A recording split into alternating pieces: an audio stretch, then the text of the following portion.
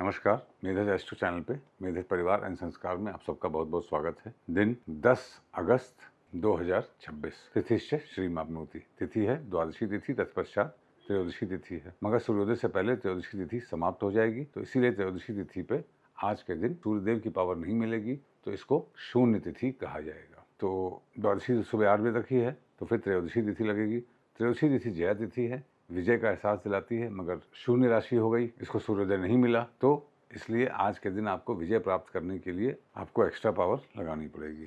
त्रयोदशी तिथि का जो भोग कर्म है, पाक कर्म है, कैसे देखेंगे? नवमी, दसवीं, एकादशी, द्वादशी, त्रयोदशी, 1 2 3 4 5 Sunday, Monday, Tuesday, Wednesday, Thursday गुरु है पाक कर्म। भोग कर्म मतलब गुरु में कर्म छिपे हैं। गुरुदेव पुष्य नक्षत्र में है, उच्च के हैं, बुध के साथ हैं। ठीक है, तो आज के दिन कर्मों में आपके शुभता है, मगर दुराचार मत करिए, ये याद रखिएगा। ज्ञान मार्ग पे रहिएगा। त्रयोदशी तिथि के भगवान काम देवता है। ऐसे स्त्रियों में संतानोत्पत्ति में बहुत दिक्कत होती है, संतान शायद ना भी हो अगर कोई बहुत अच्छे योग ना हो तो, और स्वास्थ्य में उनको गायनिक इश्यूज बहुत सारे होते हैं, इसका उनको ध्यान रखना चाहिए। त्रयोदशी तिथि में भोग कर्म क्या है? सूर्यदेव है, मंगल, शुक्र, बुध, चंद्र और सूर्य। तो पाक कर्म है गुरु, भोग कर्म है सूर्य। गुरु सूर्य ऋषि, ऋषियों की तरह व्यवहार करेंगे, अपने इच्छाओं पर नियंत्रण करेंगे, तभी आपको इसके शुभ फल प्राप्त होंगे। वराताईश्वर्धनम वार है सोमवार। सोमवार के दिन श्रवण, रोहिणी, मृगशिरा, पुष्य, अनुराधा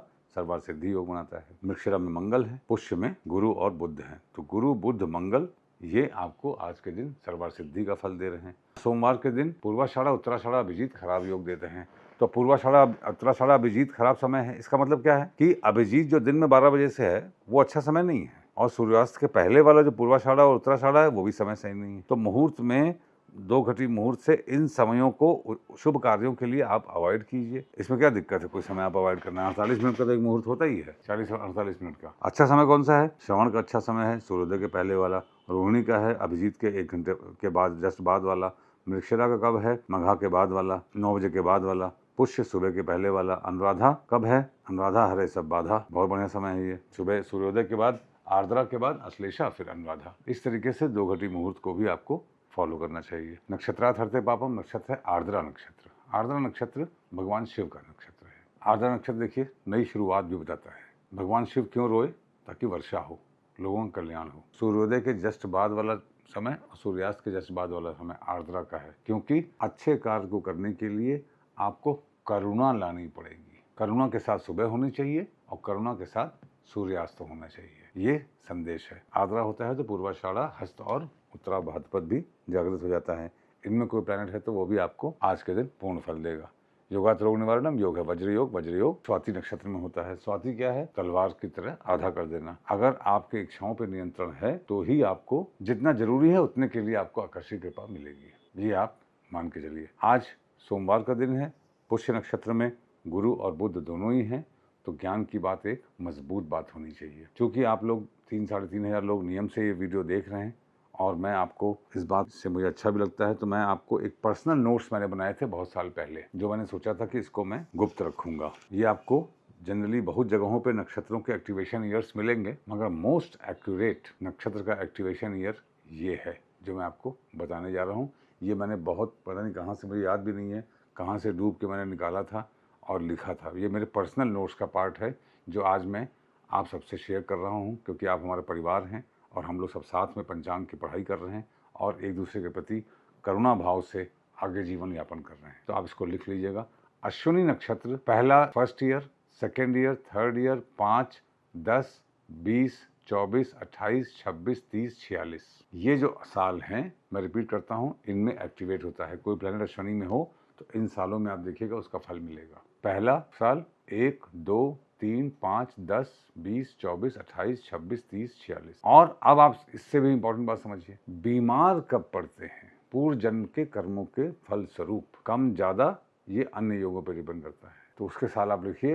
ये थोड़ा लंबा होगा, धैर्य के साथ लिख लीजिएगा। अश्विनी के पहले चरण में यदि वो प्लैनेट हो तो 12वां साल, चौथा साल, 20वां साल, 16वां साल, चौथा साल, 28वां साल, 5वां, 11वां, 21, 3, 20, 28, 6, 10, 64, 7, 7, 55, 7, 2, 4, 55, 10, 25, 59, 59, 26, 75, 11, 29, 85, 1 और 12। इस वीडियो को आगे पीछे करके सुन लीजिएगा। इन सालों में जो बीमारी होती है वो अश्विनी नक्षत्र के पहले चरण में जो जातक के चंद्र हों या लग्न हों या सूर्य हो या कोई विशेष ग्रह हो तो उसका बीमारी का ये बीमारियां होती हैं। चलिए, अश्विनी के दूसरे चरण में अगर जन्म हो तो ऐसे में सारे नक्षत्रों का एक एक वीडियो में बता दूंगा, आप इसका भी एक चार्ट बना लीजिएगा।